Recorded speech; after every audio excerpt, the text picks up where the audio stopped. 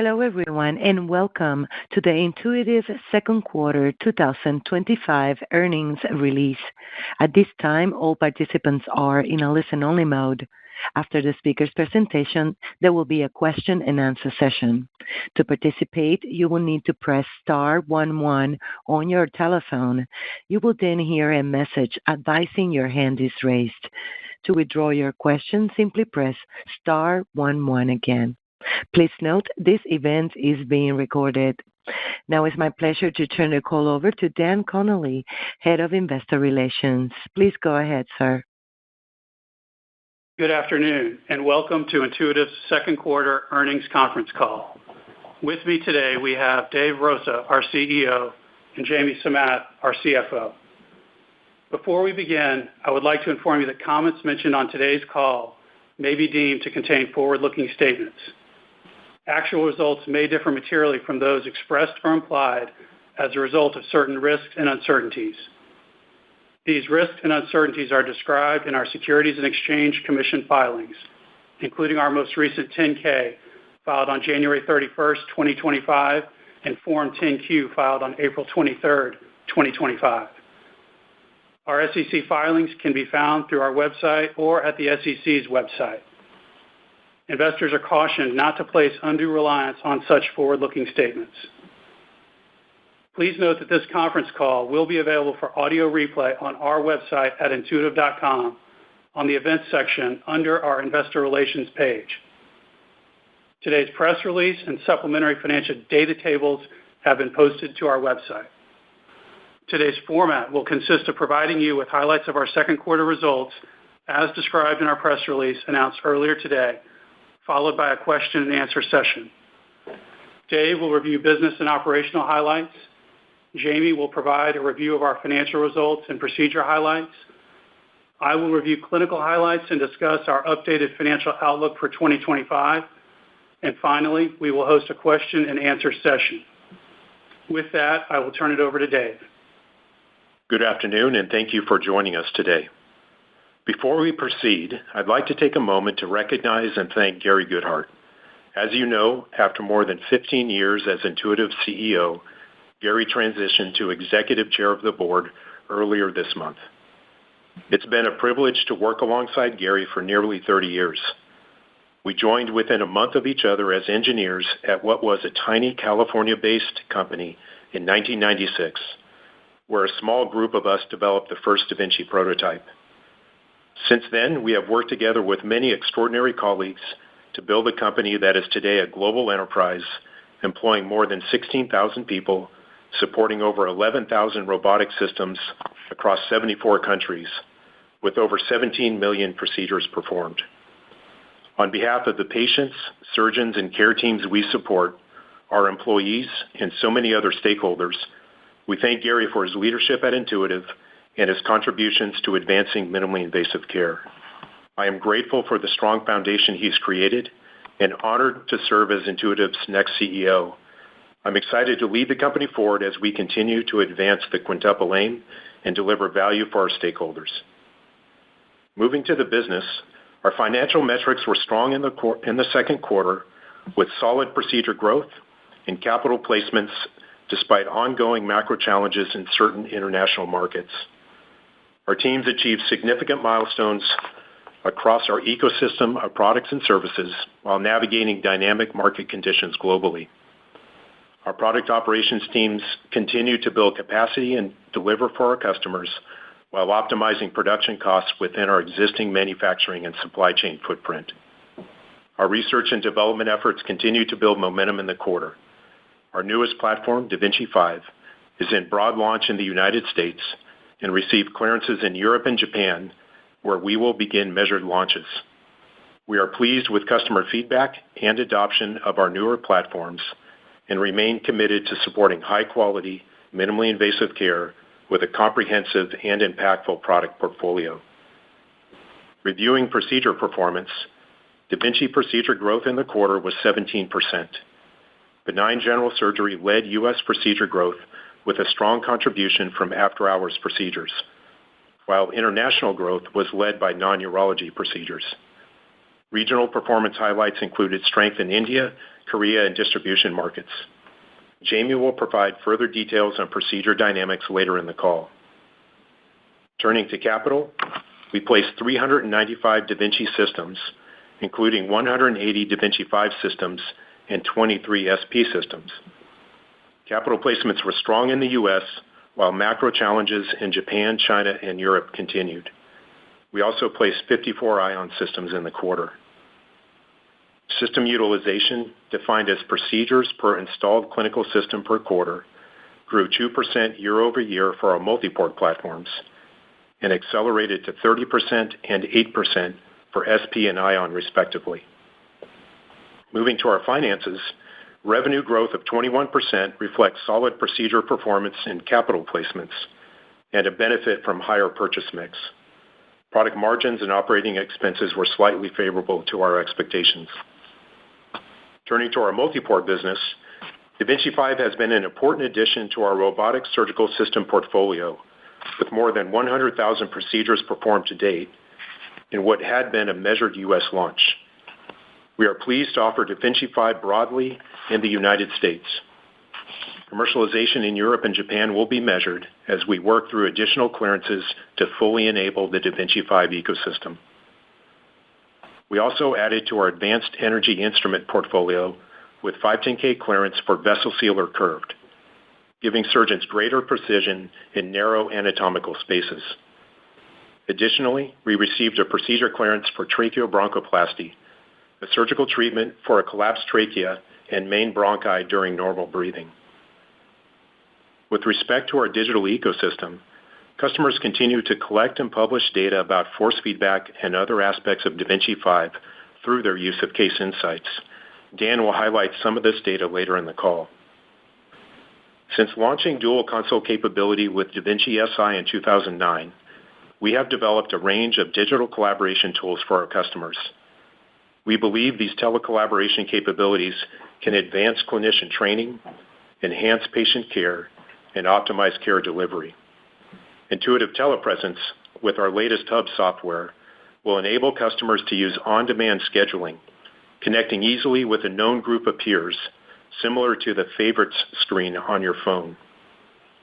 Last week, at the Society of Robotic Surgery Conference, Dr. Doug Stoddard, Director of Surgery and Robotics at Christus Health, and Dr. Andrea Picula, Medical Director of Robotic Surgery at Adventist Health, performed a telesurgery demonstration between Atlanta and Strasbourg on an advanced tissue model using da Vinci 5, including force feedback. While the long-term opportunity for telesurgery is potentially significant, we recognize that achieving safe, consistent adoption will require robust cybersecurity and privacy infrastructure, new workflows at hospitals, revised medical and legal policies, and appropriate business economics. As with our approach to innovation broadly, our work here is focused on applying our experience and expertise to deliver safe, meaningful, grounded solutions that address real-world healthcare challenges. Turning to SP, procedure growth was strong at 88% year-over-year, with growth accelerating in Korea. We are still early in our European launch and are pleased with progress to date. Our SP team achieved several milestones, including receiving clearance for our 50-use endoscope, along with 510(k) clearance for transanal local excision and resection, adding to a suite of transabdominal colorectal procedures. Our priorities for SP in the near term include additional indications in the U.S., expansion in international markets, enhancing core capability, and improving product costs. Moving to Ion, procedures grew 52% to approximately 35,000 in the quarter. We recently sold our first systems in Australia and Korea and performed our first commercial procedures. Our priorities for Ion in the near term are supporting utilization growth in the U.S., expansion in international markets, enhancing overall procedure workflow, and improving product costs. Over recent years, we have highlighted our investments in and focus on delivering for our customers across all aspects of our ecosystem at industrial scale. Customers around the globe rely on Intuitive for high-quality products and services and rock-solid supply continuity to ensure they can serve their patients safely, reliably, and effectively at volumes approaching 3 million patients per year globally.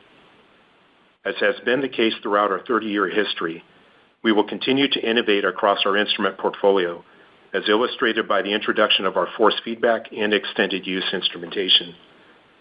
Our work here is guided by a commitment to the quintuple aim, including patient safety, product quality and reliability, and informed by data from millions of procedures. We are aware that third parties have sought to offer products or services to healthcare providers that would modify some of our instruments to extend their use. As customers consider remanufactured instruments from third-party suppliers, we expect key areas such as safety, performance, quality, reliability, supply continuity, and pricing will be carefully evaluated and compared. Our strong belief is that high-quality instruments with consistent performance, broad operational support, and predictable supply chains provide the greatest value to our customers. In closing, we are committed to our 2025 priorities. First, focusing on the full launch of da Vinci 5, its regional clearances and follow-on feature releases. Second, we'll pursue increased adoption for our focused procedures by country through training, commercial activities, and market access efforts. Third, we'll drive continued progress in building industrial scale, product quality, and manufacturing optimization. And finally, we'll focus on excellence and availability of our digital tools. Our core businesses have momentum, and our teams are focused on the significant long-term opportunity to improve the quintuple aim through our connected ecosystem. We are well-positioned operationally and financially to execute against our priorities. I'll now turn the time over to Jamie, who will take you through our finances in greater detail. Good afternoon. I will begin by highlighting our second quarter performance on a non-GAAP or pro forma basis, and I will summarize our GAAP results later in my remarks. A reconciliation between our pro forma and GAAP results is available on our website. Our second quarter financial results were strong. Revenue growth was 21%, pro forma operating margin was 39%, and pro forma earnings per share increased 23%. Our underlying core metrics were solid and as follows. Da Vinci procedures grew 17%. Our installed base of Da Vinci systems increased 14% to almost 10,500 systems globally, and average system utilization rose by 2%. Taking Da Vinci and Ion together, total procedure growth was 18%. Strength in Q2 financial results reflected a higher mix of systems purchased by customers as compared to last quarter and last year, and leverage of fixed costs. In the U.S., Da Vinci procedures grew 14%, driven by continued strength in benign general surgery, with notable growth in cholecystectomy and appendectomy, reflecting in part our partnership with customers to support growth in after-hours procedures. When considering the environment in the U.S., we recognize the potential impacts of fiscal policy to Medicaid recipients. There are approximately 70 to 80 million Americans covered through this program, for which uncertainty remains about whether some patients may lose coverage, how that plays through health systems, and what the ultimate impact might be. At this point, I would highlight the following. First, currently Intuitive's relative penetration is lower for patients covered by Medicaid as compared to all other types of coverage. Second, Medicaid patients tend to be a younger demographic as compared to the overall population. And third, to the extent that Intuitive can demonstrate an advantage clinically and economically, we believe we are in a position of relative strength. Outside the U.S., Da Vinci procedures grew 23%, with strong contributions from India, Korea, and distributor markets. Clinical performance in India has been driven by expansion of the installed base at greenfield accounts and adoption by surgeons across a broad set of surgical specialties. Strength in Korea procedure growth partly reflected a weaker comparison period given the impact of physician strikes last year. We also continue to see strong adoption and use of SP in Korea across a broad set of procedures. In China, procedure growth slightly exceeded the global average and continues to reflect the impact of a constrained and a competitive capital environment. Overall, outside the U.S., we observed robust growth across colorectal, benign general surgery, thoracic, kidney, and HPB procedures. The breadth of OUS procedure growth reflects our focus in supporting customer adoption beyond urology and is an ongoing opportunity for Intuitive to reach more patients. Turning to capital performance, we placed 395 systems in quarter two, a 16% increase from the 341 systems placed in the same quarter last year. Following our progression into U.S. broad launch of da Vinci 5 during Q2, we placed 180 da Vinci 5 systems, bringing the installed base to 689 systems. We saw 83 trade-in transactions in Q2, up from 21 a year ago, primarily driven by U.S. customers upgrading to da Vinci 5. While there are a number of customers expressing interest in upgrading to da Vinci 5, we expect trade-ins to occur over multiple years as customers assess its clinical and financial benefits. In the U.S., we placed 216 systems, up from 149 last year. Outside the U.S., we placed 179 systems compared to 192 last year. OUS placements included 73 systems in Europe, 15 in Japan, and 13 in China, compared to 71, 41, and 14 respectively last year. Performance in markets served by distributors has been strong in recent periods. In Q2, we placed 79 systems compared to 70 systems last year. Recent strength has been driven by growth in Brazil, Eastern Europe, and Southeast Asia, reflecting expansion into customers establishing their first robotic programs. Our capital performance outside the U.S. continues to be impacted by ongoing financial and budgetary pressures in Japan, China, and Europe. These pressures reflect government budget challenges and uncertainties over the trade environment. During the quarter, NHS England issued its 10-year plan to improve healthcare outcomes and associated priorities. We are encouraged to see a commitment to expanding access to robotic surgery as one of the key elements of the plan. However, we do not expect any positive impact this year from incremental NHS investments in robotics. Total revenue for the quarter was $2.44 billion, representing 21% growth over the prior year. On a constant currency basis, revenue growth was also 21%. Systems revenue increased 28%, reflecting lower lease rates, increased placement, and a higher mix of da Vinci 5 systems, which drove higher average selling prices. Recurring revenue also grew 21% and accounted for 85% of total revenue. Leasing represented 49% of Q2 placements, lower than 54% last year, primarily driven by a higher mix of placements with distributors, most of whom do not qualify to lease systems. While leasing rates may vary from quarter to quarter, we continue to expect a trend toward leasing to increase over time, driven primarily by a higher mix of leasing by OUS customers. The average selling price for systems was $1.5 million compared to $1.44 million last year, reflecting the increasing mix of da Vinci 5 systems, partially offset by a higher mix of trade-in transactions.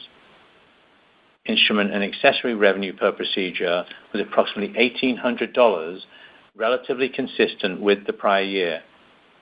On a year-over-year basis, we saw downward pressure from lower bariatric procedures and higher cholecystectomy procedures, offset by customer ordering patterns, higher SP procedures, and da Vinci 5 specific INA.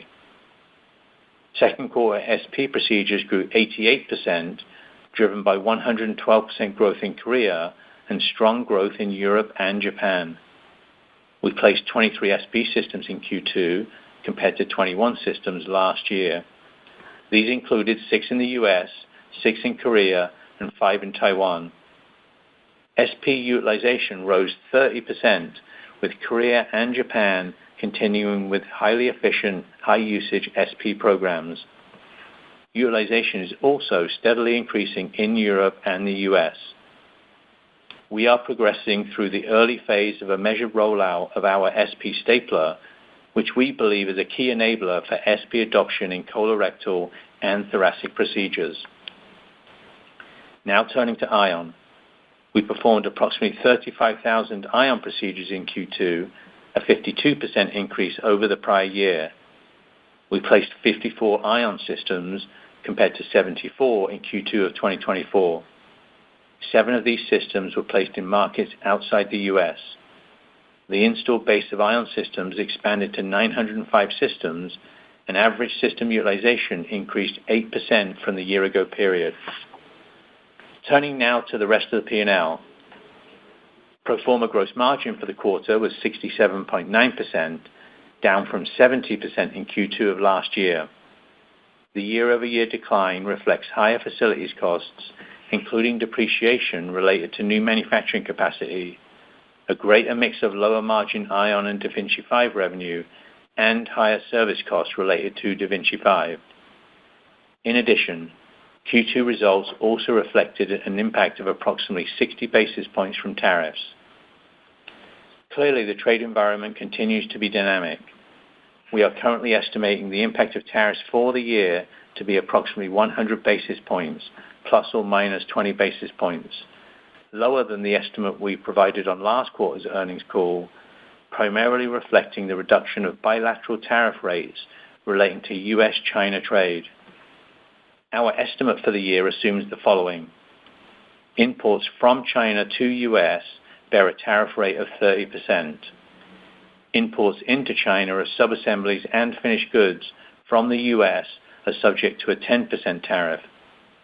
Imports into the US from all other countries bear a 10% tariff rate, and the imports from Mexico and Canada that comply with USMCA continue to be exempt from tariffs.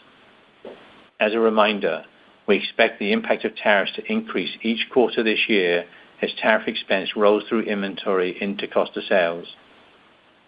Given the uncertainty surrounding what tariff rates will ultimately be enacted, it is possible future tariff rates could have a significant incremental impact on our cost of sales. During the quarter, we opened a new 187,000 square foot manufacturing facility in Bulgaria with land to expand further as needed. This site will initially be focused on our portfolio of more mature endoscope products. Over time, we expect to further increase our manufacturing footprint in Germany and Mexico, given our midterm needs for additional capacity to support revenue growth and our strategy to operate at industrial scale. Second quarter pro forma operating expenses increased 9% year-over-year, driven by higher headcount and increased facility costs, including depreciation, partially offset by lower legal expenses. We added approximately 300 employees during the quarter, approximately half of whom were in manufacturing roles in support of customer demand. Pro forma other income was $93 million for the quarter, up from $91 million in the prior quarter, reflecting higher interest income. Our pro forma effective tax rate for Q2 was 22.7%, in line with our expectations. We are at the early stages of evaluating recent U.S. tax reform, and at this point, we do not anticipate a material impact to our 2025 tax rate. We are still evaluating potential impacts for 2026. Pro forma net income for the second quarter was $798 million, compared with $641 million last year. Pro forma earnings per share increased 23% year-over-year to $2.19 per share. Now turning to our GAAP results. GAAP net income for the quarter was $658 million, or $1.81 per share, compared to $527 million, or $1.46 per share in Q2 of last year. The differences between our pro forma and GAAP results are outlined and quantified on our website. We ended the quarter with $9.5 billion in cash and investments, up from $9.1 billion last quarter. The sequential increase was driven by operating cash flow, partially offset by stock repurchases of $181 million and $155 million in capital expenditures. During the quarter, we repurchased 350,000 shares at an average price of $518 per share. With that, I'll turn it over to Dan to discuss recent clinical publications and our outlook for 2025. Thank you, Jamie. Turning to the clinical side for our business, I'd like to share with you data from recent studies that we found notable. In addition to the specific data highlighted on this call, we encourage you to consider the wide body of evidence detailing these topics in published scientific studies over the years. This past June, in the Journal of the American Medical Association, or JAMA, Dr. Fang from Zhongjiang Hospital, Fudan University, on behalf of the investigator team, reported 3-year results from a randomized trial comparing robotic and laparoscopic surgery for middle and low rectal cancer. Known as the REAL study, this study examined local regional recurrence rates with more than 580 subjects in each of the robotic-assisted arm and laparoscopic arm. Recall, secondary short-term outcomes from this study were published in The Lancet Gastroenterology and Hematology in November 2022 and described on our earnings call in January 2023. That publication reported robotic-assisted surgery resulted in a better oncological quality of resection, less surgical trauma, and better postoperative recovery when compared to the laparoscopic approach. In the current JAMA publication, the primary outcome was the 3-year local regional recurrence rate, which was defined as any case of cancer recurrence in the pelvic or perineal area at 3 years after surgery. The authors reported that the robotic-assisted group demonstrated a 55% lower risk of local regional recurrence at 3 years compared to laparoscopy. The authors concluded, quote, "Compared with conventional laparoscopic surgery, robotic surgery significantly improved long-term oncological outcomes in patients with middle or low rectal cancer. With additional real-world clinical data and modern improved training programs for surgeons, robotic surgery could be the preferred choice for patients with middle or low rectal cancer," end quote. With the launch of the da Vinci 5 platform, we are starting to see evidence emerge that describes the value that new features such as force feedback technology and case insights may bring to minimally invasive surgery. At this month's Society of Robotic Surgery annual meeting, Dr. Layla Rashidi from Multicare Health System in Tacoma, Washington, presented data from her single surgeon experience. Dr. Rashidi analyzed relationships between clinical outcomes and objective performance indicators, or OPIs, such as the force measured during surgery using force feedback instruments. To conduct the study, Dr. Rashidi and colleagues used OPIs generated by Case Insights, an AI-enabled solution that combines surgical video with data from the da Vinci platform. Their analysis of 28 low anterior resection cases revealed that certain patient factors and OPIs were associated with the outcomes in these colorectal procedures.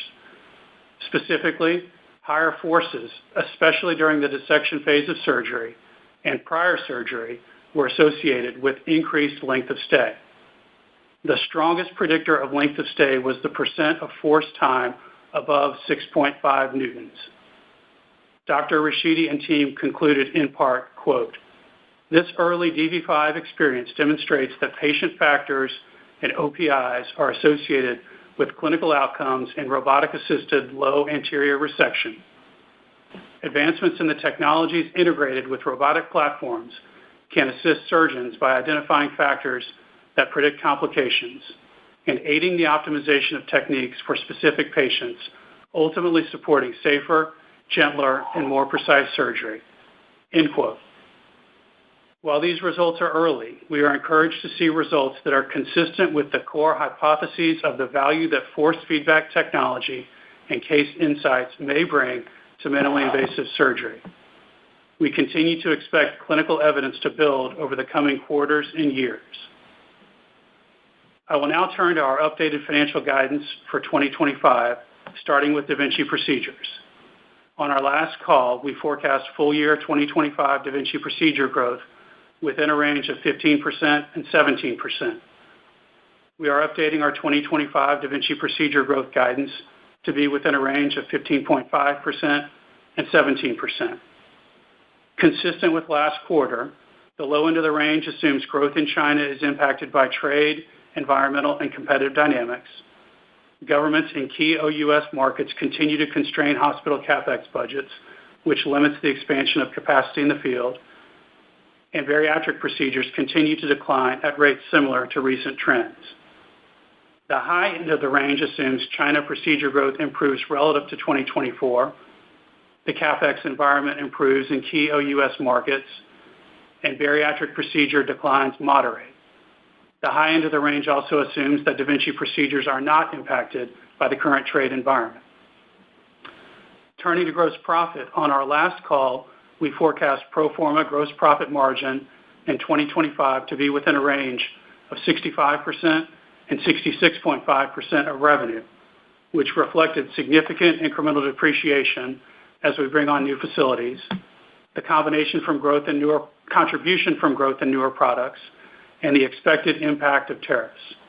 As Jamie described earlier, we currently expect the recently implemented tariffs globally to increase our 2025 cost of sales by approximately 1% of revenue, plus or minus 20 basis points. As a result, we are updating our estimate for pro forma gross margin to be within a range of 66% and 67% of revenue. In regards to operating expenses, we continue to expect pro forma operating expense growth to be between 10% and 14%, which includes increased depreciation from new facilities and investments to drive our growth objectives. We continue to expect our non-cash stock compensation expense to range between $770 million and $790 million. We now expect other income, which is comprised mostly of interest income, to total between $370 million and $390 million. With regards to capital expenditures, we now estimate a range of $650 million to $725 million, primarily for planned facility construction activities. With regard to income tax, we continue to estimate our 2025 pro forma income tax rate to be between 22% and 23% of pre-tax income. That concludes our prepared comments. As we open the line for questions, we ask that you please limit yourself to one or two questions.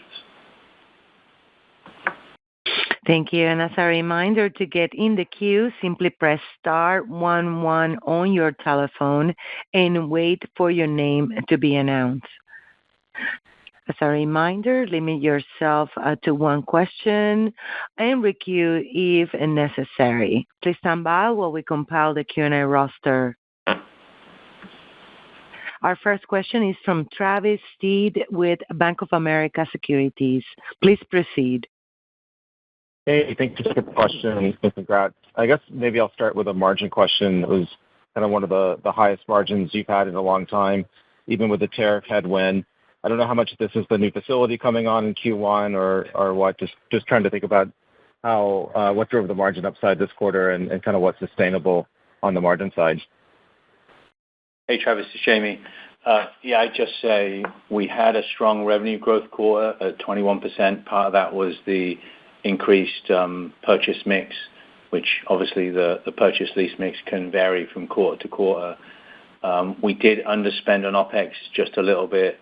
That grew 9% year over year. And so part of what fell through then was just the revenue beat leveraged through the entire P&L, produced that operating margin result. I would not characterize that as the new normal, because obviously you've got some benefit from, again, the purchase mix and spending just growing 9%. Understood. And I guess I'll go ahead and get the one reprocessing question out of the way too. Is I guess the question would be, one, is there any more you could add to what you said in the prepared remarks? Is this something you can kind of do yourself, or could you also potentially extend useful life on your own instrumentation as well? Just kind of thinking about like longer term, how you kind of protect the business. Yeah, no. Hey, Travis, it's Dave. I think, as I said in my prepared remarks, customers care about the quintuple aim. As they establish robotic programs, they want to deliver high-quality care, great outcomes for their patients, and we know they want to do it with the right value, too. And so as customers consider remanufactured instruments from third-party providers, it's been my experience that oftentimes hospitals will use value committees to assess these types of supply chains. Those value committees often consist of a variety of stakeholders from the hospital. It may be OR leadership, it could be medical personnel, risk management, supply chain, care team folks like surgeons and nurses, and maybe others. And so these value committees have established processes that they look through and assess a whole bunch of variables like we talked about: safety, reliability, performance, continuity of supply, ongoing support, will all be weighed against the expected savings. And so that's where our strong belief is that high-quality instruments, the performance that we have demonstrated over time, the operational support that we engage through our teams, and a very predictable supply chain will provide the greatest value. As you look forward, I think innovation plays a strong role here. And so you've seen us increase the breadth of our portfolio over time. You've seen us extend instrument uses, introduce force feedback here recently with da Vinci 5. And throughout that entire time, we've worked really hard on instrument reliability and supporting the safety and performance of robotic surgery of our portfolio, importantly, from the first use and through the last use. And so we're going to continue to invest and innovate to differentiate across our portfolio. And that will bring, I think, best-in-class performance and innovation and pursuit of the quintuple aim.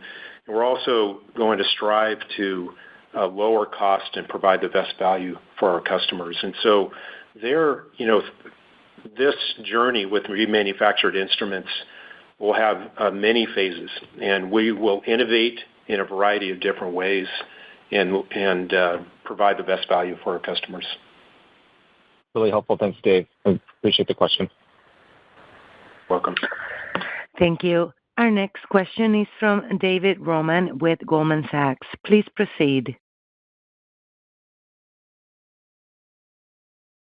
David, your line is open. Thank you, and good afternoon. Appreciate your taking the question. Maybe, Jamie, I could start as a follow-up to your comments regarding some of the policy changes that are evolving. I think on the last quarter call, you and Gary had talked about the dynamic with the potential for risk around U.S. hospital CapEx spending, but at the same time, where Intuitive could be part of the solution. Tonight, you talked about the dynamic around the unfortunate potential loss of coverage for Medicaid patients and what that might do to the business. Can you maybe give us an update on your latest thinking on the capital side and how you're approaching those conversations as you think about aiding hospitals in their objectives to advance patient care? And then I had a follow-up on the force feedback study. Yeah, on Medicaid specifically, I think we would generally say it's too early to make any comments with respect to how U.S. hospitals are responding to that, at least based on our engagements with customers. We recognize that to the extent that hospitals experience lower admissions because patients lose coverage or they have less reimbursement, then of course that just creates incremental financial challenges for hospitals that they may need to respond to in terms of how they manage capital budgets or even operational budgets.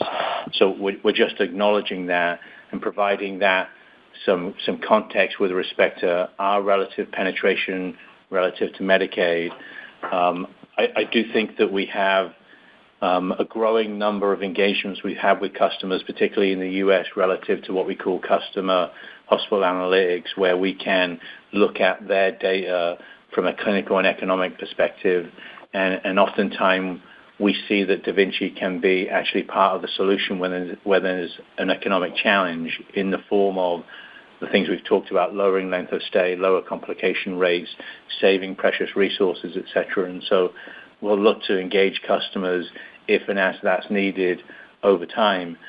In terms of the overall capital environment, I just say if we look at system placements of 395, we'd characterize that as solid performance and in the range of our expectations.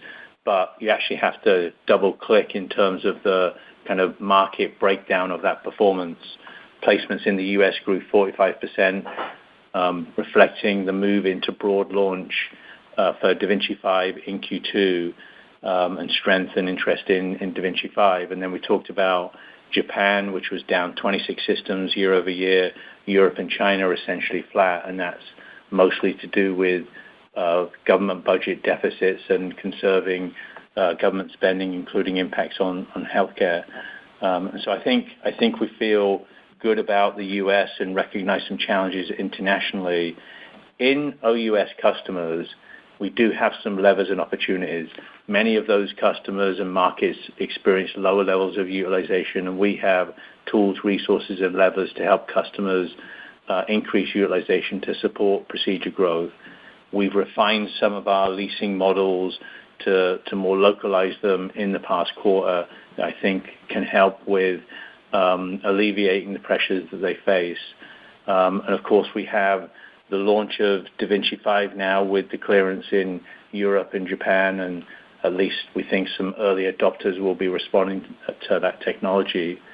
Finally, I'd say as we are able to drive trade-ins in the U.S., that then gives us the opportunity to add XIR to the portfolio, which can be attractive to OUS customers where they're cost sensitive.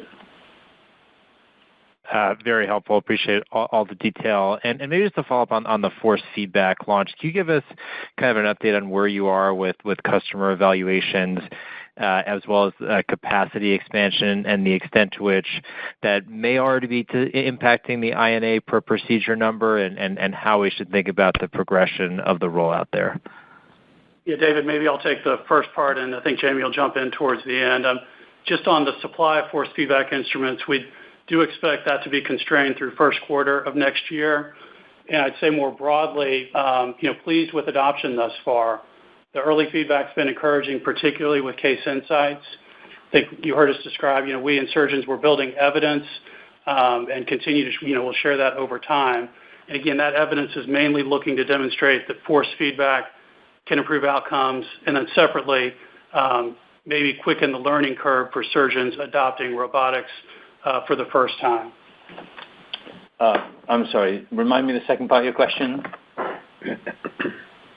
Just the extent to which force feedback may have impacted. It looks like INA outgrew procedure volumes this quarter, whether that's having a positive impact even in its early launch, and when we might start to see. It sounds like the first quarter of 26 is the dynamic with capacity, but when we might start to see a more significant impact from force feedback on that INA per procedure number.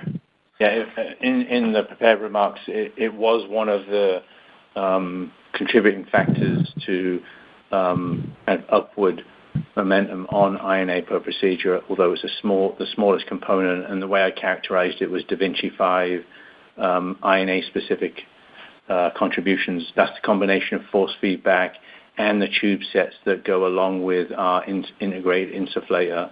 So one of the smaller factors, and obviously that becomes a opportunity for us to the extent that we can demonstrate value and when we get to full supply. Great. Thank you very much. Thank you. One moment for our next question, please. And it's from Robert Marcus with J.P. Morgan. Please proceed. Oh, great. Congratulations on a very nice quarter. And Dave, congratulations as I believe it's your first call as CEO. Two for me. Maybe first, just to kind of pick up a thread in one of David's questions on da Vinci 5 and productivity. And I was wondering, I know it's still early in the launch, but you now have a couple quarters on some of these robots in the U.S. And, Are you seeing any improvements in productivity? It could obviously be really helpful as we think about the upgrade cycle and the ability to do more procedures, generate more revenue, and treat more patients. So first, I'd love to hear what you're seeing in terms of improved productivity on da Vinci 5 versus Xi. Thanks. What I would say is it's one area where we look to build evidence to support the value proposition, and we described to you in the past a number of the anecdotal inputs that we get from surgeons. Some of them have been presented on stage. We've seen some analysis in various publications, but we'd like to get to a state where that is robust evidence and is part of how we engage with the customers, and that will take us some time to build that collateral. I would say that recently average system utilization on da Vinci 5 surpassed Xi. Obviously, we'd like to see that sustain, and we'd like to know that actually is a function of then increased efficiency. It could be that the parts of that are just surgeons' interest to try and get on the platform versus the Xi, but that seems consistent from where those lines crossed. So I think that's an opportunity for us, but we have work to do to get to a level of evidence that's sufficiently robust that we can engage customers that way. And I just maybe let Dave make any additional comments that. No, you're right on, Jamie. The DV5, da Vinci 5, one of its areas of focus from our design teams was exactly around efficiency. And so you have heard some of the capabilities and features described around head-in UI and placements of screens. And so all of those things are contributing and integrating to some of the efficiency gains that Jamie described. And we have seen, we are tracking at individual institutions and individual surgeons, and you see, on short cases to longer cases, savings that can exceed 20%. And so as more and more data comes to life there, we will start seeing how that impacts utilization. And I think here our one goal would be to enable hospital teams to add another case during the day. And so as we continue our journey here with DV5, we look forward to collecting and analyzing and publishing more data. Great. Maybe a quick follow-up for you, Jamie. I saw you repurchase shares in the quarter. It's the first time in a while. Just wanted to hear the thought process and your latest thoughts on capital deployment and just how you think about that. Thanks a lot. Yeah, our capital allocations remain consistent, and I'll probably sound like a broken record. It's first to organically invest in the business, and you've seen us do that with R&D and CapEx more recently. Second is we look for smaller tuck-in acquisitions where we can find technology that's differentiated or can help us accelerate the business. And then we return capital to shareholders when we have opportunistic times to do that. And so what you saw us recognize in the quarter is just the volatility that's in the environment, in part because of the trade environment. And so we exercise that opportunistically. We review what we do with capital allocation each quarter with our board, and so we have a relatively formalized process by which we evaluate what we do. Thanks a lot. Thank you. Our next question is from Larry Biegelsen with Wells Fargo. Please proceed. Good afternoon. Thanks for taking the question. Congrats to Dave on the new role. Hey, Jamie, I think for Jamie, two on systems. I'm going to try to get them both in here. How should we think about system placements outside the U.S. going forward, given the recent CE mark and Japan approval? Is there any reason we wouldn't see system placements start to grow again like we did when you launched DV5 in the U.S.? And secondly, now that the full DV5 launch has started in the U.S., how should we think about the rate of increase in trade-ins going forward, and any color on kind of the financial implications of the trade-ins? Thanks for taking the questions. Yeah, with respect to clearance of DV5 in Europe and Japan, as our history has been, we're planning for a measured rollout. and there's work to do there. We have to obviously build training pathways, proctoring capabilities, and actually engage customers in terms of the relative value of da Vinci 5, but in particular, given its higher price. And of course, you have to wait for clearance before you can directly engage customers in that way. I would say that force feedback instruments for Europe is not yet cleared, and actually we don't expect that before the end of next year. So there may be some European customers that want to wait for that capability. I would expect that, as we've seen in the US, there will be early adopter kinds of companies customers that will be interested in getting access to da Vinci 5 because of the effect of their program and the desires of their surgeons. But I would consider it to be a measured rollout through the second half, as we like to do that the right way with building the infrastructure that drives long-term success. With respect to moving into broad launch in the US in Q2 and the implication for trade-ins, yes, we would expect then trade-ins to increase, given that we have now appropriate levels of supply for those customers that want to upgrade. But as we've said, we think that occurs progressively over multiples of years because customers are in different places with respect to their programs, the populations they serve, their relative financial priorities in terms of capital budgets and the operational challenges that they face. And a number of them will want to evaluate da Vinci 5, and they'll take their time to do it from a clinical efficiency and financial perspective. Thanks so much. Thank you. One moment for our next question, please. And it's from the line of Rick Wise with Stifel. Please proceed. Good afternoon, Dave. Hi, Jamie. Dave, at the SRS meeting, we heard about the potential for robotics utilization in other spaces beyond current core focuses of the industry, like endovascular broadly, AFCs, etc. I was just wondering, as things evolve and as DV5 rolls out, it's early to say what's next, but how are you thinking about what's next broadly in terms of new locations, new opportunities? Yeah, hey, Rick. You had mentioned ASCs and ambulatory care, kind of outpatient environments, and so that was a focus at SRS. And if I step back from that and say, what do customers need within an ASC to provide high-quality care, a piece of that puzzle is consistent and reliable technology. And so that surgeons who come from the main hospital and have some of their practice at an ASC are able to efficiently do procedures, at a volume and with outcomes that are appropriate. And that's where, I'm excited about the technology in our portfolio that we have today.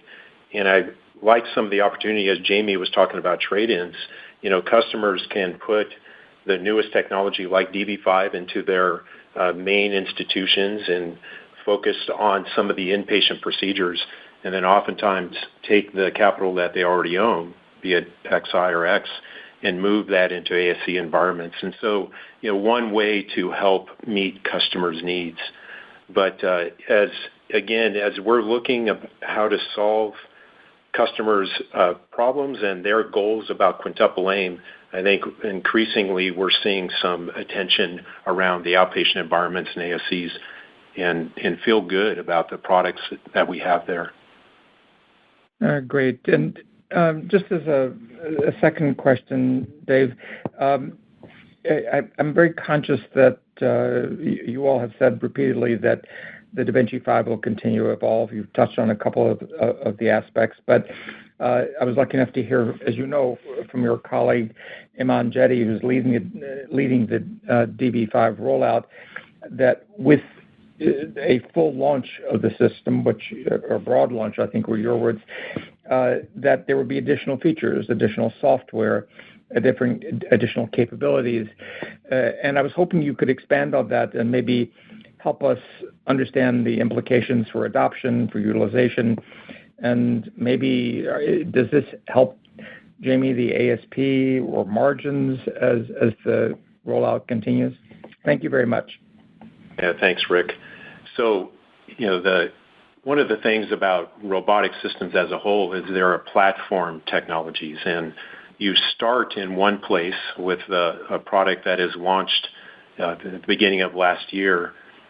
And I think you can draw a good analogy to XI when it was first launched, and then look a decade later at the features and capabilities that were added along the way. And the exact same journey will happen with DV5. And so, yes, Aman had talked about some of the things that were upcoming. And, there are many. One in particular that we've talked about before is, we have the ability to integrate now 3D models in a different way than we used to with XI. And so that is part of the compute increase in terms of the compute power increase. We're now able to do things graphically and through integration and imaging that we were not able to do before.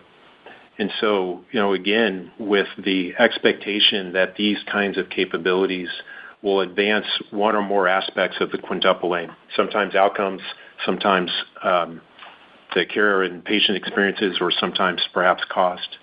And so, I think as we look over the coming quarters and coming years, we'll keep you informed about the features and capabilities and instruments that will continue to be added to the platform, and excited about where it's going to take us. Rick, we have a roadmap of features to come over time. Some of them are committed, and some of them are obviously ideas that we'll explore and make conclusions on.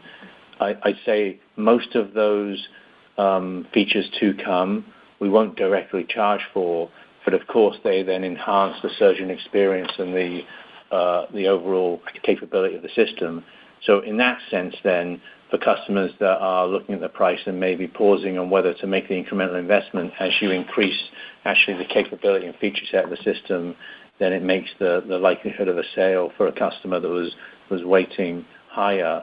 There are some digital capabilities that we're considering charging for, and that's going to be a function of incremental value, and can we demonstrate that to the customer? Thank you again. Operator, I think we've got time for one more question. Thank you so much. One moment, please. And this question comes from Adam Maeder with Piper Sandler. Please proceed. Hi, good afternoon. Thank you for squeezing me in, and congrats on a nice quarter. I'll keep it to just one question. I did want to ask about the curved vessel sealer, which recently got FDA approval. I've been seeing some buzz on LinkedIn and other sites. To just help us kind of better understand any potential impact from that device in the marketplace, like what is the benefit of the technology, which procedures will utilize that device, and is there anything to call out from a pricing standpoint as it relates to INA per procedure? Thank you. Yeah, we're excited about that device. Its primary value prop is that it's quite a bit a slimmer profile than the existing vessel sealers that we have. It has a sealing indication for 7mm vessels, which is important. The tip of the instrument actually allows for better tissue manipulation. And so, of course, then it's best suited to those procedures that have narrow spaces in which the surgeon works. So that's thoracic, colorectal, hiatal hernia as examples. The way I would think about it is that it sets us up for the possibility, the probability that we can penetrate those procedures with advanced energy more fully than we would with the existing portfolio. And we'd also look as a value hypothesis that we'd also see higher stick rates from surgeons. And so it doesn't open up new procedures for us. It does have a minor impact to relative INA per procedure given the value prop, but it's really for us about having a greater degree of penetration and success in those procedures that need a narrow space for energy. Thanks, Jamie. Okay, that was our last question. Thank you for the questions. In closing, we continue to believe there's a substantial and durable opportunity to fundamentally improve surgery and acute interventions. Our teams continue to work closely with hospitals, physicians, and care teams in pursuit of what our customers have termed the quintuple aim: better and more predictable patient outcomes, better experiences for patients, better experiences for their care teams, lower total cost of care, and finally, increased access to care. We believe value creation in surgery and acute care is foundationally human. It flows from respect for and understanding of patients and care teams and their needs in their environment. At Intuitive, we envision a future of care that is less invasive and profoundly better, where diseases are identified earlier and treated quickly so patients can get back to what matters most. Thank you for your support on this extraordinary journey. We look forward to talking with you again in 3 months. And thank you, everyone. This concludes our program. We may now disconnect. Have a great day, everyone.